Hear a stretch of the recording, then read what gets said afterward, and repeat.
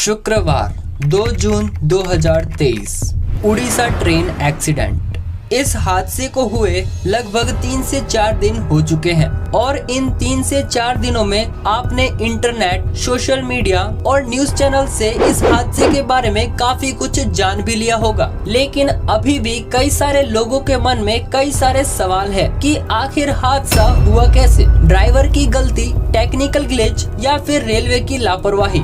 तो इस वीडियो में मैं आपको इन सभी सवालों के जवाब तो नहीं दूंगा, लेकिन इस वीडियो को देखने के बाद आपको अपने सवालों के जवाब खुद ब खुद मिल जाएंगे।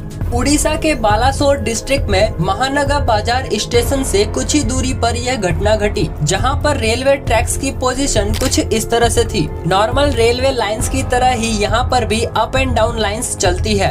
अप लाइन चेन्नई की तरफ जाता है और डाउन लाइन हावड़ा की तरफ। इसके अलावा इस जगह पर दोनों तरफ लूप लाइन भी है। लूप लाइन का इस्तेमाल तब होता है जब किसी ऐसी ट्रेन को क्रॉस करने देना होता है जिस ट्रेन को जल्दी जाना हो। ज्यादातर राजधानी और शताब्दी एक्सप्रेस के लिए बाकी ट्रेन थोड़ी देर के लिए लूप में चली जाती है और हाई स्पीड ट्रेन के पास होते ही ये ट्रेन भी फिर से ट्रैक पर वापस चली जाती है। शालीमार से चेन्नई जाने वाली कोरोमंडल एक्सप्रेस अपने स्टेशन बालासोर से टाइम से निकल चुकी थी। उसी बीच महानगर बाजार स्टेशन से कुछ ही दूर पहले एक गुड्स ट्रेन यानी कि मालगाड़ी लूप लाइन में पहले से ही खड़ी थी। अब हुआ कुछ ऐसे कि कोरोमंडल एक्सप्रेस को जाना सीधे मेन लाइन में था और वो चली गई लूप लाइन में, जिसकी वजह से लूप लाइन में खड़ी गुड्स ट्रेन से भिड़ गई। ये टक्कर इतनी भयंकर थी कि कोरोमंडल के कुछ डब्बे गुड्स ट्रेन के ऊपर चढ़ गए और कुछ डाउन लाइन पर जाकर गिर गए। उसी वक्त यशवंतपुर हावड़ा एक्सप्रेस हावड़ा की तरफ जा रही थी, वो भी इन बोगियों से जा टकराई और डीरेल हो गई। जबकि कोरोमंडल एक्सप्रेस में LHB कोचेज लगाए गए थे। इन कोचेज में ACAS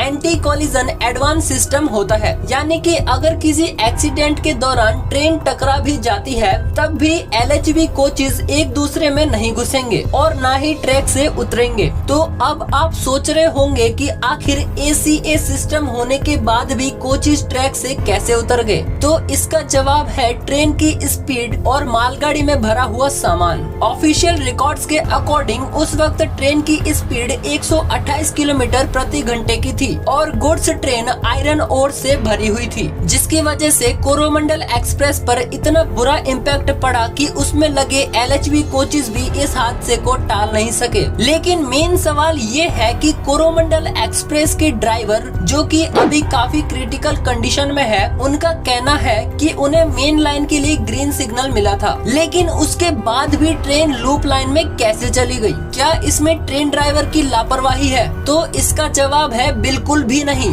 क्योंकि दोस्तों ट्रेन को ट्रैक से बदलना ट्रेन ड्राइवर के हाथ में नहीं होता और इस पर मैं पहले से ही एक शॉर्ट बना चुका हूँ। दरअसल ये काम रेलवे ट्रैक के बगल में रखी पॉइंट मशीन का होता है, जो कि स्टेशन मास्टर के द्वारा कंट्रोल की जाती है। रेलवे ट्रैक्स का एग्जैक्ट मैप स्टेशन मास्टर के सामने रखी कंट्रोलर मशीन पर होता है, जिसमें सेक्शन कंट्रोलर के द्वारा दिए गए इंस्ट्रक्शंस के according station master route set करता है कि ट्रेन को किस ट्रैक पर भेजना है। मान लो अगर ट्रेन को लूप लाइन में भेजना होता तो स्टेशन मास्टर पॉइंट मशीन की हेल्प से ट्रैक को पुश करता और अगर ट्रैक नहीं बदलना होता तो ट्रैक पॉइंट को पुल करता, जिससे ट्रेन सीधे मेन लाइन से चली जाती। तो क्या इसमें स्टेशन मास्टर की गलती थी? तो इसका जवाब भी ना है, क्योंकि स्टेशन मास्टर के सामने जो मशीन होती है उसमें स्टेशन मास्टर जब भी सेफ रूट को सेलेक्ट करता है उसके बाद सिस्टम चेक करता है कि इस रूट में कोई कॉन्फ्लिक्ट तो नहीं है। अगर कोई कॉन्फ्लिक्ट नहीं होता तो सिस्टम उस रूट के सारे सिग्नल्स को सेट करके लॉक कर देता है। अब क्योंकि ड्राइवर ने कहा है कि सिग्नल ग्रीन था, मतलब ट्रैक इस पोजीशन में होना चाहिए था,